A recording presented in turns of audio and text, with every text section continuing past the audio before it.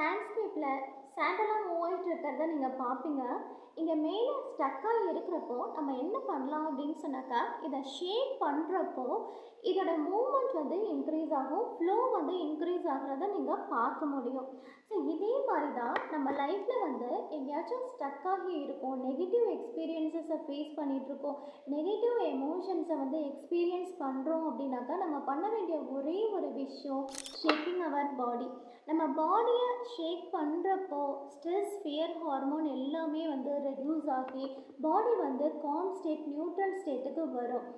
இதை நம்ம பண்ணாமல் இந்த நெகட்டிவ் எமோஷன்ஸ் அக்குமுலேட் ஆகிட்டே இருக்கிறது தான் chronic stress, heart disease, procrastination, work performance affect ஆகுறதுன்னு சொல்லிட்டு நிறைய சேலஞ்சஸ் நம்ம லைஃப்பில் ஃபேஸ் பண்ண வேண்டியது இருக்கும். ஸோ அப்போ எப்போல்லாம் நெகட்டிவ் எமோஷன்ஸில் ஸ்டக் ஆகி இருக்கீங்களோ அப்போ take a deep breath and shake your body, move your body. நல்ல பாடியை வந்து ஷேக் பண்ணுங்கள், ஹெட் டு டோ நல்லா ஷேக் பண்ணுங்கள்.